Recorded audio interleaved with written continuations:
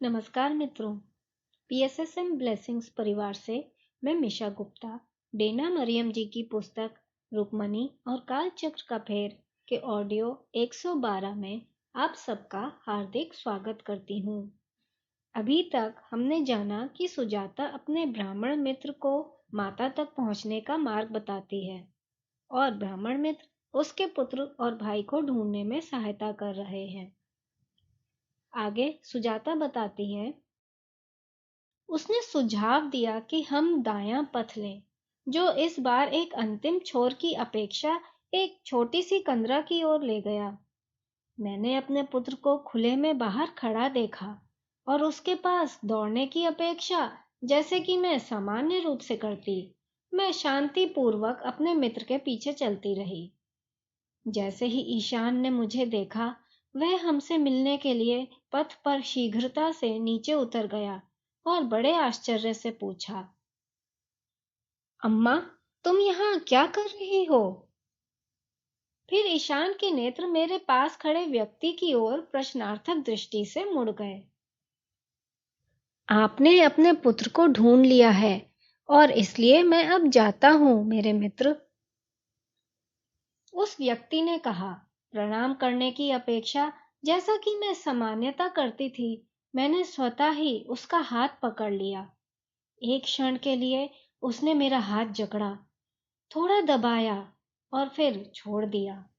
झुककर उसने कान में कहा, उनके प्रति विश्वास रखना स्मरण रहे, उनके शब्दों का पालन करना और अपने प्राणायाम का अभ्यास करना। मुझे देखकर मुस्कुराते हुए वह मुड़ गया और चल दिया। ईशान ने मुझसे प्रश्न किए कि मैं वहां क्यों थी और मैं कैसे आई, किंतु मैंने उत्तर नहीं दिया। मैंने उसे कदाचित ही सुना जब मैं अपने प्रिय मित्र के रूप को वृक्षों के मध्य अदृश्य होते देख रही थी। वह व्यक्ति कौन है? ईशान ने उत्सुकता से पूछा। तुम्हारे उसके साथ घनिष्ठ संबंध लगते हैं।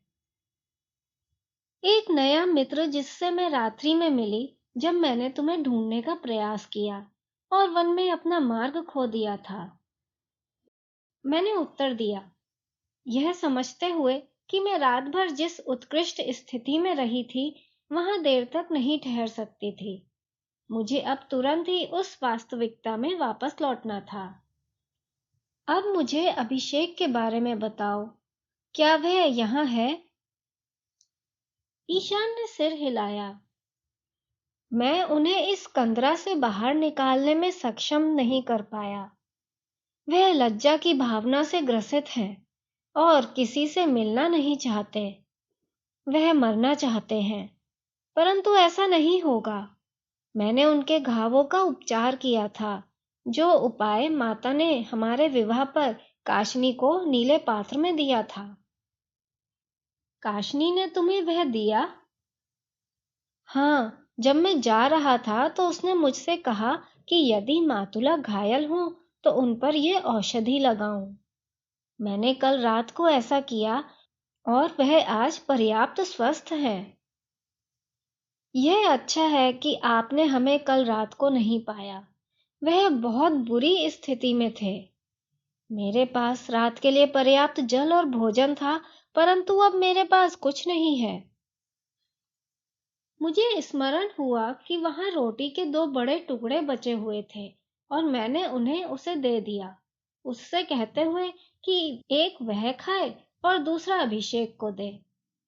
फिर वह मुझे अंधेरी कंदरा में ले गया, जहां मैंने अपने भाई को भूमि पर सुप्त अवस्था में पाया। वह संपूर्ण रात्रि जागते रहे, अपने घावों की पीड़ा से तड़पते रहे। अभी कुछ घंटे पहले ही वह सोए हैं। अम्मा, मुझे लगता है कि वह युद्ध से भागने का प्रयास करते समय घायल हुए थे। उन्होंने जो कहा उससे यह पता चलता है कि दुर्योधन के एक आदमी ने उन्हें घायल किया था। हम उसे कैसे हिलाएंगे? हमें उसे मैदान में ले जाना चाहिए जिससे वह ठीक से विश्राम कर सके। मैंने एक अश्व साथ लिया था अम्मा, सोचते हुए कि वह चल नहीं सकते। वह कंदरा के पीछे बंधा हुआ है।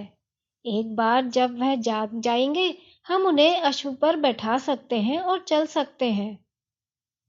लगभग 1 घंटे के बाद अभिषेक ने हिलना आरंभ किया। मेरा दुर्बल भाई पर्याप्त अस्त व्यस्त अवस्था में था। उसके वस्त्र रक्त से सने हुए थे, उसका मुख खींच गया था, उसके नेत्र सूज गए थे। मैंने कभी उसे अश्रु बहाते नहीं देखा था, किंतु अब मैं उसकी पीड़ा को देखने के लिए तत्पर हो गई थी। जैसे ही उसने अपने नेत्र खोले और देखा कि मैं वहां हूं, मुझसे अपना मुख छिपाते हुए वह दीवार की ओर मुड़ गया। मेरे बोलने से पहले ही उसने भय के साथ कहा, मैं घर नहीं जा सकता, मैं उसका सामना नहीं कर सकता। मैं संकोच युक्त हूं कि मेनका मुझे इस तरह देखे। अभिषेक, मैं तुम पर गर्वान्वित हूं कि तुमने उस युद्ध भूमि को छोड़ दिया जब उन्होंने अभिमन्यु का इतनी क्रूरतापूर्वक वध किया। मैं लज्जित होती यदि तुमने उस अपमानजनक युद्ध को नहीं छोड़ा होता। मुझे पता है कि मेनका भी वैसा ही अनुभव करती। तुम्हें उसके लिए वापस जाना चाहिए। तुम्हें स्वयं को संभालना होगा। वह तुम्हें इस प्रकार देखकर प्रसन्न नहीं होगी। उसे निराश मत करो।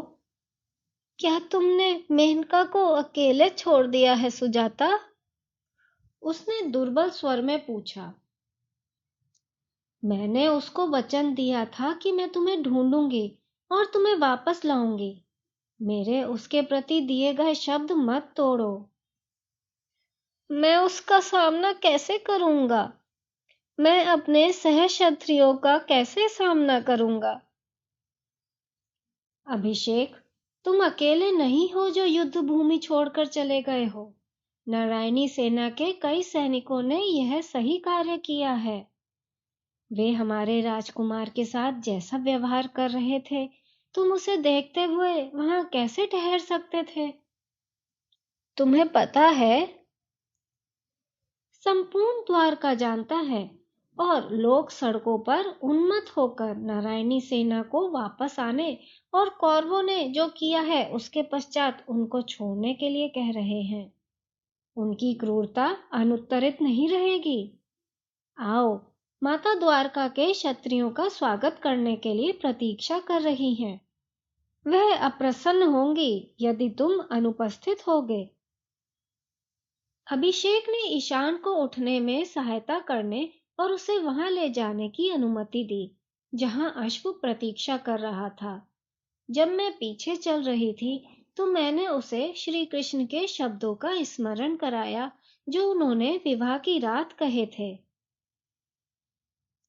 क्या श्री कृष्ण ने तुमसे नहीं कहा कि एक को यह जानना चाहिए कि कब लड़ना है और कब पीछे हटना है? तुमने उनके परामर्श का पालन किया है अभिषेक। मुझे संदेह है कि उन्होंने नारायणी सेना में कई क्षत्रियों को यही परामर्श दिया होगा और कदाचित इसलिए इतने सारे लोग भाग गए हैं। सच में वह इस युद्ध में दोनों पक्षों का मार्गदर्शन कर रहे हैं। जो भी सुनने के लिए तैयार है उसे परामर्श दे रहे हैं। मित्रों, आज के लिए बस इतना ही। आप सबका बहुत बहुत धन्यवाद।